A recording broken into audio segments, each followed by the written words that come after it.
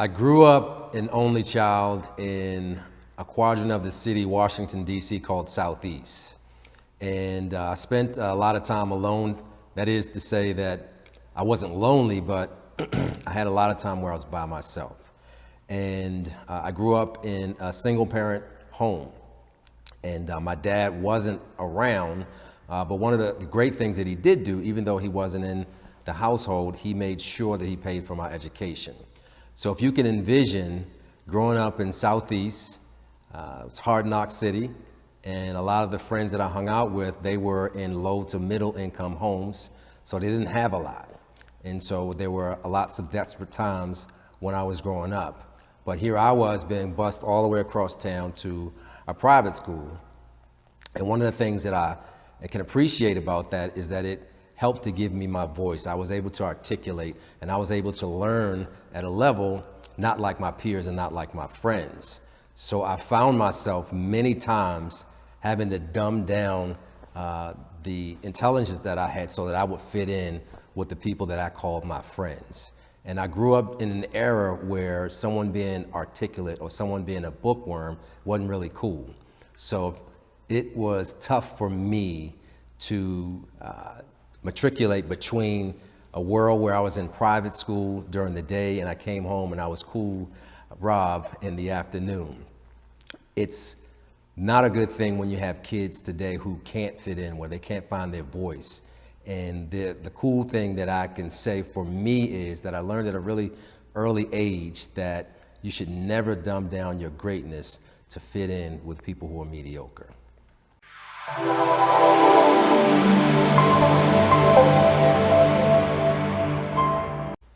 One thing that I've learned in life is that everyone, no matter where you are, your ethnicity or your financial background, everyone wants to be appreciated, everyone wants to be accepted, and everyone wants to be acknowledged, right?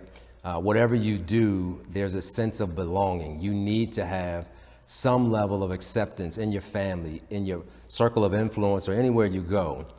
You also want to be appreciated, right? But early on in my career, I was blessed to advance rather quickly. In fact, I was promoted quicker than anyone around me, and I was really, really young. And I thought that the people around me, my peers, they would appreciate the fact that one of their own had graduated and made it to the corporate office. That's what I thought. I wanted to be appreciated, I wanted to be acknowledged.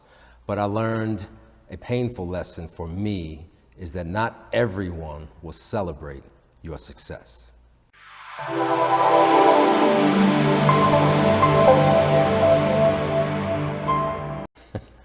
You know, this may not be popular, but one of my favorite recording artists, he wrote, produced, and sang on his album. The entire thing, he did it himself. And he was a really, really popular artist at that time. And he may not be a household name that everybody wants to mention, but I saw the genius in R. Kelly a long time ago. And I saw that he was able to accomplish a lot by himself.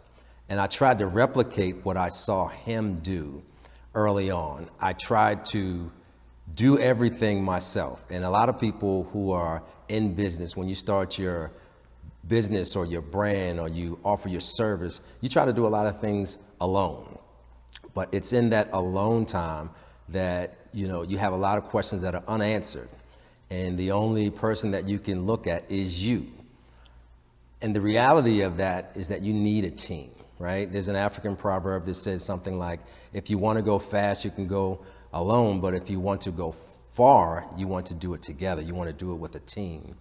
And I know that in trying to replicate what I saw this particular artist doing, I tried to do that myself. And I absolutely did a lot of self-sabotaging things because I wanted to operate alone. And if there's anything that anybody can gain from my story, just in watching my journey, you need to get it in your head, embedded in your brain that you cannot move to the level of success that you want to achieve alone. It's very important that we look to others, whether it's your family, your circle of influence, or even business associates. It's really, really important to grasp the concept of collaboration. In fact, there's a hashtag that I always share with people that says that there will be no elevation without collaboration. Somebody should get a t-shirt that says that. There will be no elevation without collaboration. And that is a challenge for me that took me years and years and years to figure out, that if you don't have someone else or a team of people around you to help you with your path to success, you will only further and take longer to get to where you want to be, simply because you're trying to do it alone and by yourself.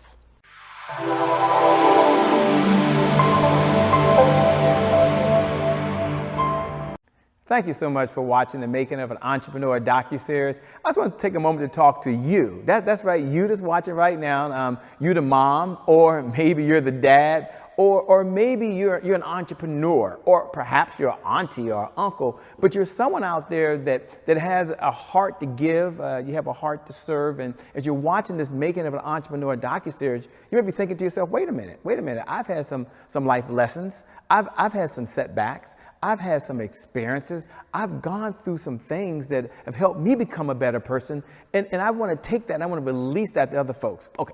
Maybe you're a speaker and you're already doing it. Maybe you've written books and you've already done that. Or maybe the story that's inside of you, the expertise that's inside of you, the message inside of you, this is the right platform for you to make a bigger difference and a bigger impact in the world. Now, this whole Making of an Entrepreneur DocuSeries, if you had to sum it up in just one word, and it's kind of hard to do that, but as I'm talking to you and you're listening right now, you might be saying, Shay, what's the one word? And the one word I would say is just legacy. Legacy. There's a legacy I understand that you want to leave for your family, and I get that, but there's also a legacy of your knowledge. There's a legacy of your expertise. And think about this. You're able to share your message or share your story or share your expertise, and long after you're gone, they still have a window into the soul of who you are and the impact that leaves behind. If that's you and you someone that's want to get the information, you're someone that's ready to do something bigger than just your business and bigger than just making more money, but you want to have more meaning in the world, do me a favor. Go over to www.themakingofanontrepreneurdocuseries.com. I know that's a long email, a long address, but I want you to hear it again one more time. Themakingofanoentrepreneur.com. Now, when you get there, just put your first name and your last name and your phone number and information in there. Worst case scenario, you have a meeting with the team and decide, hey, me being a cast member, this isn't a good fit, but I had a lot of fun. Best case scenario, you decide to take a step. Folks understand your backstory, understand what you've been through, and the world is much better off while you're here. And when the day comes and you decide to transition and move on, it's still doing very, very well. So with that being said, I just want to pop in. Thanks a lot for watching the Making of an Entrepreneur series. My name is Shay Brown. I want to encourage you to continue to watch, and I'll see you at the next episode. God bless.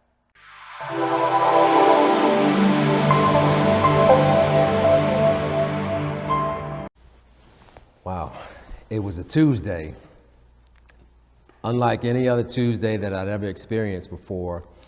And I remember it well. It was October the 19th. I'll never forget October the 19th. It began like any other day. I was in corporate America, and I was going to close a really big deal at Howard University. And the regional vice president, he gave me a call and said, hey, Rob, can I meet you at the office? And I said, no problem.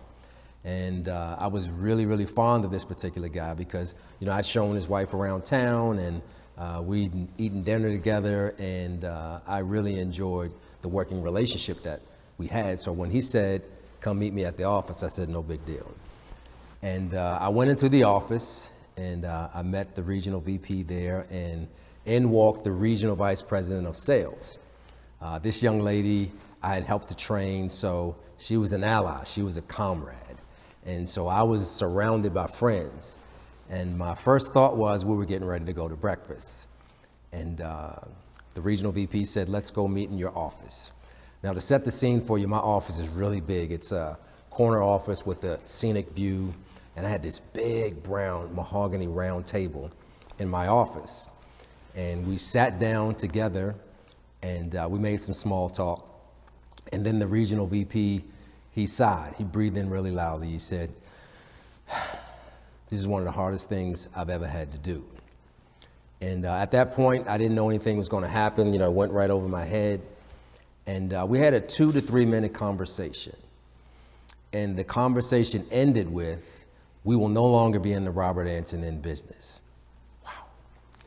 That was probably one of the best days of my life. I had been promoted to a customer. I was let go in that moment. And for many people who face that challenge, it is something that's horrifying. It's something that they can't get over. But the reality is, a year and a half prior to that day, October the 19th on a Tuesday, I had been praying faithfully to God that he would put me in a position where I could use this gift that he'd given me to speak. But I couldn't do that because I was working this corporate job, this 9 to 5. But the one thing that I will say to anybody that's under the sound of my voice, when you pray, we serve a really big God. If you have the faith to believe, just know that he can do exceedingly and abundantly in your life. If you give him a pity pat prayer request, he's going to give you a pity pat blessing.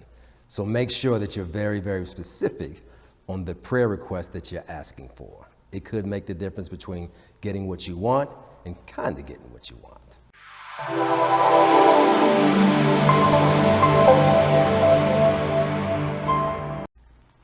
Early on in my career, I got advice from a mentor. Actually, it was the owner of the company where I was working. And he told me that when you are looking to level up the talent that you have on your team, you don't want to talk to them about the things that they're doing well. You want to key in on the things that they're not doing well, right? So he said that 90% of what they do will be satisfactory and to your liking, and then the 10% will not be to your liking. So if you're looking to truly level up their skill set, you need to focus on the 10%. And that made sense to me at the time. This was the owner of the company. Surely he had followed the same format and this advice that he had given me. So I started my managerial career doing just that, focusing on the 10%. In fact, I'll be ashamed if I told you that I also took that into my parental skills as well. I focused in on the 10% because I wanted a 100% great kid. I wanted a 100% great employee that worked for me. And the reality of that is that I focused so much on the 10% that I didn't take the time to say that you did a great job with your sales forecast. I didn't take the time to tell them that, your store looks really great. I focused in on the things that they didn't do well. I focused in on the sale that they didn't make. I focused in on all the things that weren't happening the way that we wanted them to happen. Now, I didn't do it with malice intent. I did exactly what the owner of the company instructed me to do, and I thought that that was the best way to level up the talent, to focus in on the 10%. And the darndest thing happened. One day I saw a poem on my oldest daughter's bed, and there was a poem entitled, "Never See Me Cry." And one line said that even if I bring home the grade of C, that is the very best that I could be. But you never seem to give me the acknowledgement that I'm at least trying. And that carried on to some other instances in my workplace where I thought that I had a staff of people that absolutely loved me. And so I would always bring one particular trainee to my top store. And after the training with my top store manager, I asked the new trainee, I said, how'd it go? And the trainee said, it went great. And I said, I really love this particular manager. This leader embodies everything that we'd like for us to do in this company. And the trainee just looked startled. And I said, what's on your mind? Just talk to me. And the management trainee said, that guy, he can't stand you. He doesn't really like you at all. Wow. I couldn't believe that this one particular manager that I really liked, he was my training manager in the company, that he felt negatively about me, Rob Antoinin. And when I dug a little bit deeper to figure out why it was that there was a negative feeling, it was because I only focused on the areas of improvement. So the lesson that I really learned in that moment with my daughter, the poem that I read, and hearing the feedback from the management trainee, is that in leadership, it's important that you show grace. In life, to the people that are in your family, the people that are in your circle of influence, it's important that you allow for failure, that you allow for imperfection, and to most importantly, show grace.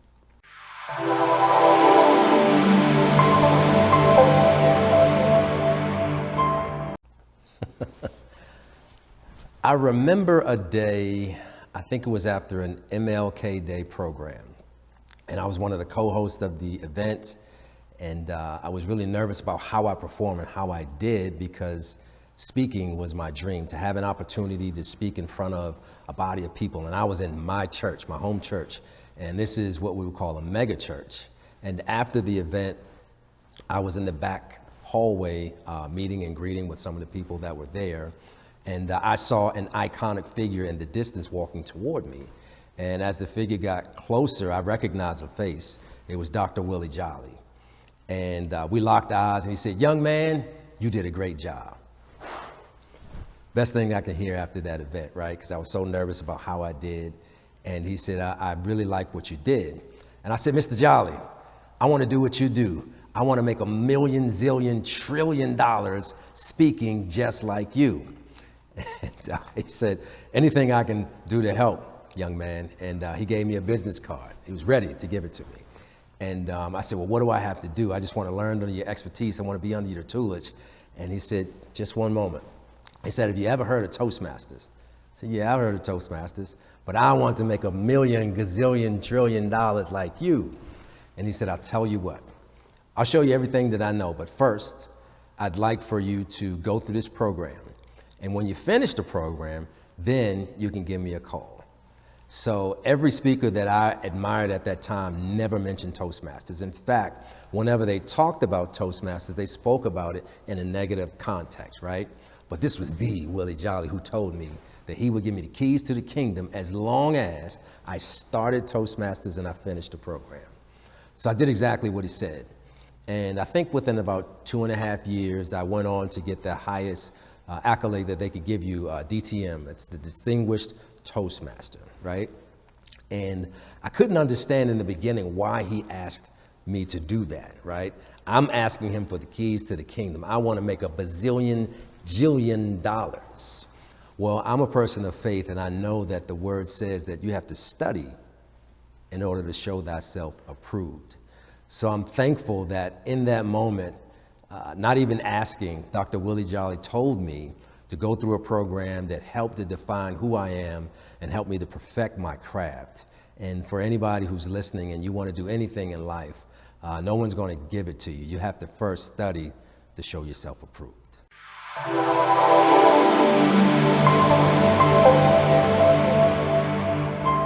It's a great day. My name is Shay Brown. I just want to speak to you, the speaker, or maybe not even a speaker, right? Maybe you're not a speaker, but you have a message inside of you that you want to release, or maybe you have a story, right? A story of your life, a story in your career, or maybe as you're listening right now, you're an expert, right? You're an expert at teaching people how to do something. You're an expert at raising kids. And I want you to imagine for a moment that you had an opportunity to share your message or your story on a bigger stage. And I'm going to talk about that in a moment and what that would mean for you if you could reach your target audience.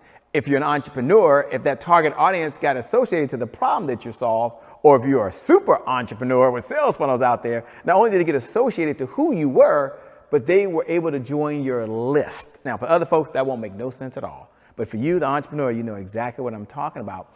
I want to invite you over to something called the Comeback Champion Summit. And the whole purpose of the Comeback Champion Summit is really to do one thing, which is one word, and that is possibilities. That's right. When you get a chance to get on stage, you get a chance to do it virtually, and some of you maybe in person, and you get a chance to share your story. So something deep inside of you. I always say your message, because some of you have a message or your expertise. Then guess what happens? 3 things happen. Number 1, you get to make a difference. And isn't that why you are on this earth? I mean, I don't want to get emotional here, but you're really on this earth to make a difference for someone else.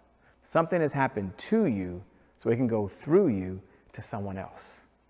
And being able to speak on a platform that provides an audience, it's like having a microphone that allows you to help more people faster. So that's number 1.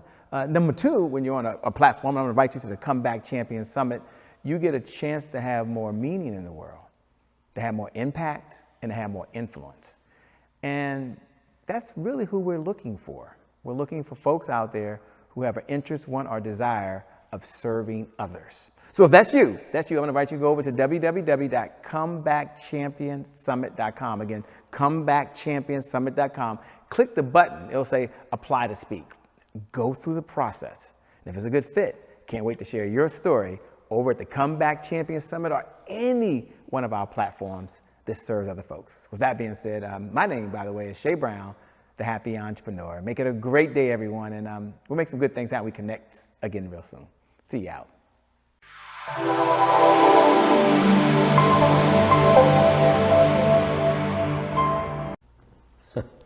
That's a great question. What would I say to my 21-year-old self?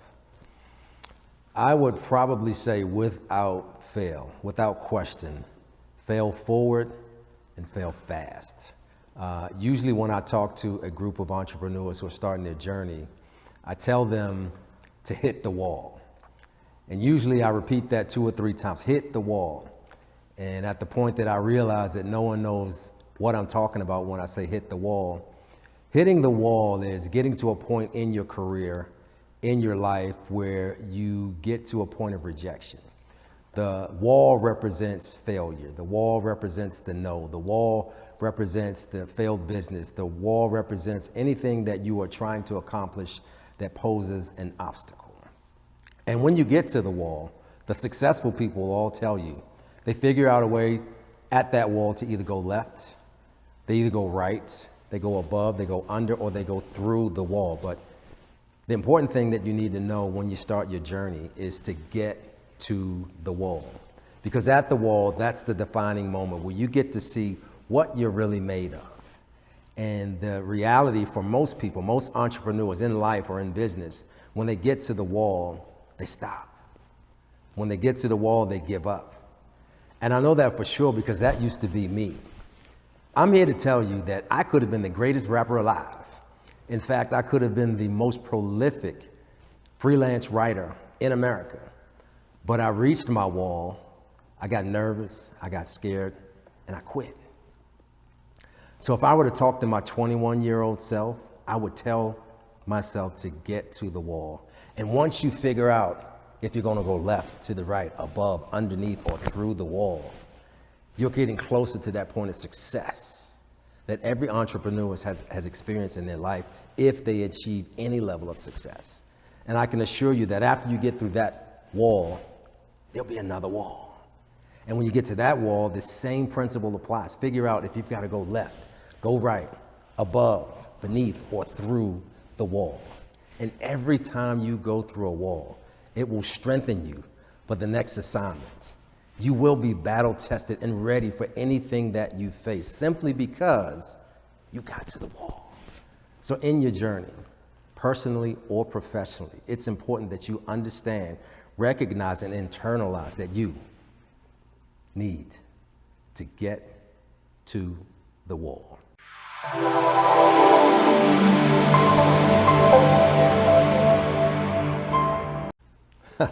That's a great question.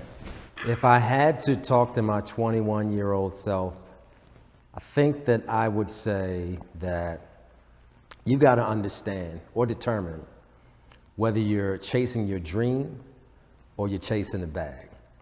Because chasing the bag and chasing a dream are 2 totally different things. And I'm sure that someone under the sound of my voice says, no, they're one and the same. No, they're not. Chasing the bag and chasing a dream are 2 totally different things. And I'm not saying that one is better than the other, one is worse than the other. You just got to determine which one you're doing. If you're chasing your dream or if you're chasing the bag. And to make that very simple for anybody who's listening, who still doesn't process that. If you were to ask anybody right now, poll your friends and say, do you have an iPhone or an Android? There will be a faithful few who will raise their hand and say, I have an iPhone. And then there will be others who say that they have an Android. They're both smartphones, but they do 2 totally different things. And sure, you can get an add-on to an iPhone to get something that an Android does and vice versa. You can get the Android to do some of the features that an iPhone does, but they're 2 totally different operating systems. And to make that point very clear, I have a friend I called once when I had a Zoom meeting and I needed someone to stand in for someone who canceled. And I called him and I said, hey, I'm in a pinch. It's 9:15 at night. I know you're home with the missus, but I need you to jump on and just speak to my audience. And the gentleman said, no problem, Rob. Give me 15 minutes. I'll get myself ready. And he came on camera and he gave 30 minutes of absolute fire. And afterwards, I was like, man, thank you so much for helping me out. What do I owe you? He said, Rob, it's nothing. Say less. I am actually living my dream. So anytime someone asks me to do this thing that I do, and I know I do it well, I am chasing my dream. I am living my wildest dream. And conversely, I have another super friend who is a musician, and he's a bad guitar player. And I've seen him whenever a national recording artist comes to the DC area, he's always on set. And he plays and he's giving absolute funk, right? Whatever they need, he can play that. But at the end of the set, you can best believe that he's wrapping up. He's probably one of the first persons to leave. Now, he's very, very talented, but he doesn't stay for autographs. He doesn't stay for pictures. He doesn't stay for any post-concert activities. He's out of there. And he makes it very, very clear that he's there for the bag. He's really good at what he does. He exchanges his valuable talent for a fee. So when you're in life, it's no shame in picking one or the other, but you need to be very, very clear that chasing a bag and chasing a dream are two totally different things.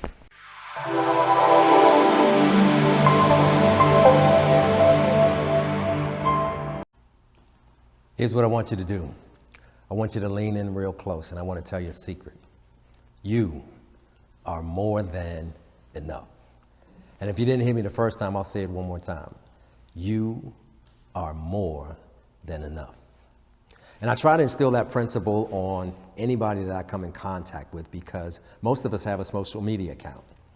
And we tend to go on social media and we look at the highlight reel of other people's lives. And then we compare what they have versus what we have. And then we want to keep up with the Joneses. But I want to be clear in instilling this message in you that you are more than enough. I was interviewing somebody one day and the participant said that I am beautifully flawed. I said, can you repeat that again? And she said, I am beautifully flawed. And I thought about that for a second. Beautifully flawed. Those two words generally don't go together, but it is the perfect marriage in every single successful person that I know. They have some things that are great about them, and those are the things that we celebrate. But then there's some flaws. There's some things that they don't want you to know about. There's some things that they will share with you, but they're pain points, they're failures. They are flawed. They haven't done it right every single time. But it's that failure, that point of failure, those things that are not right, those things that don't align with what everybody else is doing, it's the defining moment that makes them unique. You know, if I were to take you to science class, I would tell you that there are 4 atoms in the universe that are consistent no matter where you go. And it's hydrogen, oxygen, carbon, and nitrogen. Those 4 atoms are in the entire universe. And in those 4 atoms, there has been cataclysmic explosions that happen. But then too, with those 4 atoms, you see the beautiful constellations and the stars and the Milky Way. And guess what? In your body, there are 4 atoms that are prevalent, more prevalent than anything else. Hydrogen, oxygen, carbon, and nitrogen. So you, my friend, are just like the universe. You have that God factor in you, and you too are beautifully flawed. No matter what anybody says to you, no matter what you think about yourself, you are more than enough.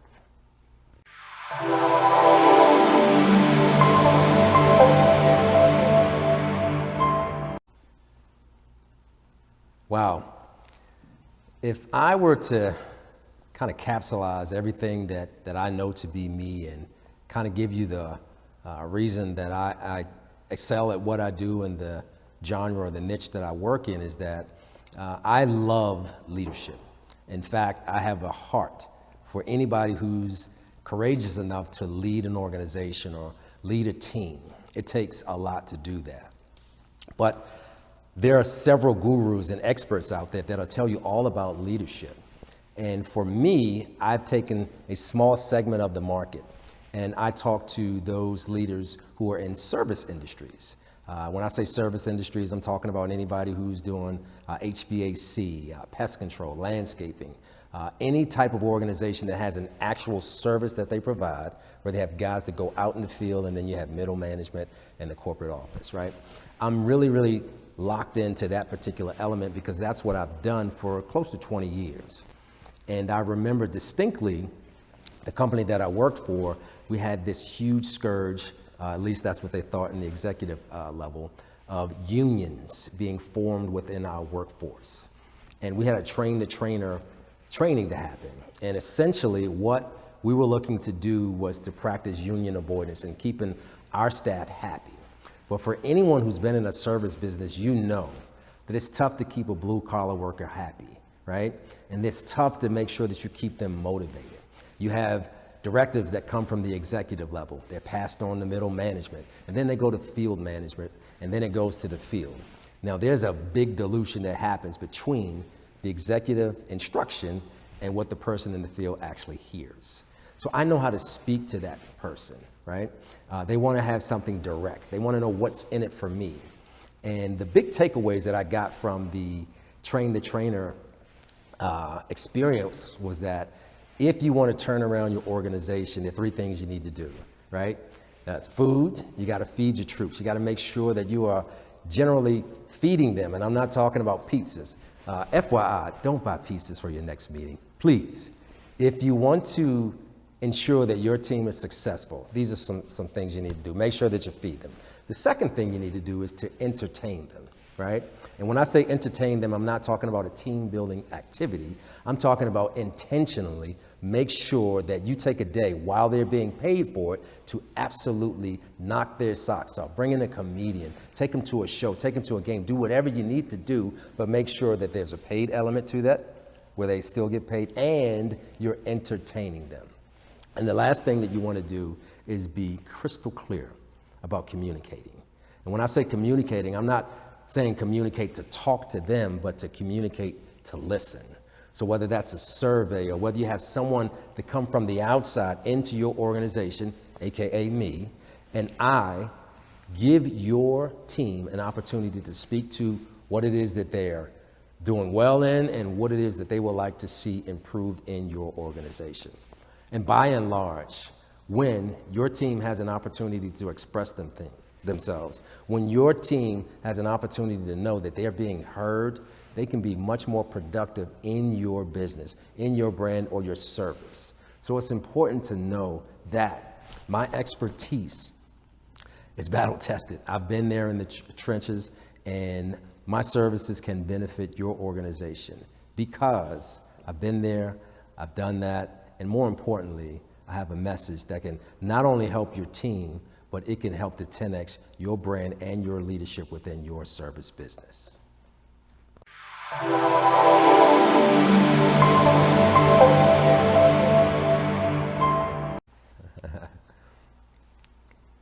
The making of an entrepreneur DocuSeries.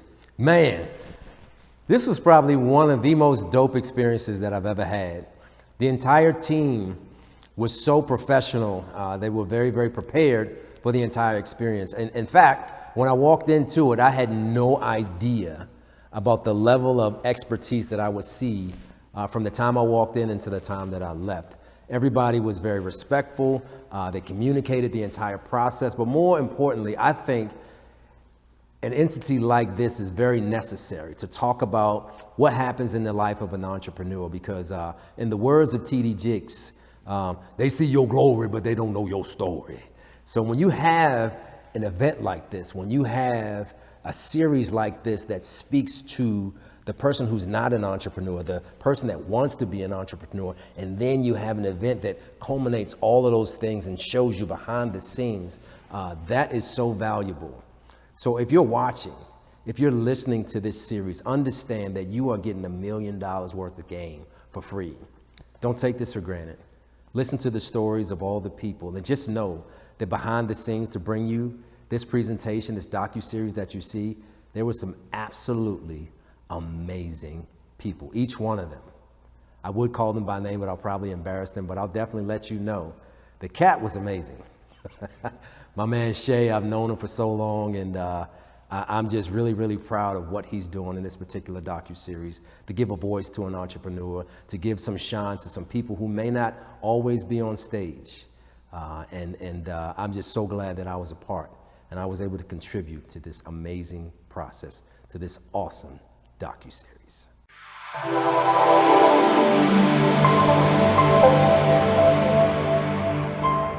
It's a great day. My name is Shay Brown, and I just want to talk to all my entrepreneurs out there. And if that's you, like you, the entrepreneur, you, the business owner, you, the speaker, you, the coach, you, the author, you, the network marketer, you, the person that just want to do more good in the world by solving a problem, and you want to be paid, right? And so think about right now, if you had more high qualified paying clients that was like banging at your door, how would your life be different? When there's more revenue coming in and you're able to hire more people and you're able to make a bigger difference, what would that look like? Or number two, maybe there's folks that are coming in right now and they're knocking at your door, boom, boom, boom, boom, boom. But the only challenge you have is you're listening. Listen very closely, because this might be you, so listen very carefully. They're not converting fast enough, which means they're talking, they like you, there's conversation going on, but they're not converting. So there's two challenges, right? Number one, I need to attract my ideal client to me who can pay me. And number two, once they get in here, I need to have a system, a sales model, or a process so they convert faster. That means they pay you and then they come back. And if you're listening right now, you're saying, Shay, I want to be able to do that, but I don't want my labor involved. I don't want to work any harder. Shay, I'm at a place right now where I'm ready to reach more people. I'm on a mission, Shay. And I want you to listen very carefully. You were called to serve a group of folks out there, and you can't serve them right now because you don't have the revenue to purchase the resources that are necessary to execute that big vision. If that's you as you're listening, any of that resonates with you, I'm gonna give you a website, which is Easy Sales Hub. Again, easysaleshub.com. Let me just spell it. I know you can see it below, but it's EASY, sales, SALES, hub.com. Now, the reason you want to go over to easysaleshub.com is that that's the place you can come to and you can do two things. One, we'll do a sales audit. So we'll take a look at your sales process, your sales funnels, and we'll see how those are converting. Number two, you can have the tools and resources you need to be able to generate more revenue with less effort so you can serve more folks. So with that being said, as you're watching, go over to www.easysaleshub.com. My name is Shay Brown. Make it a great day, everyone, and we'll make some good things out. We connect again next time. God bless.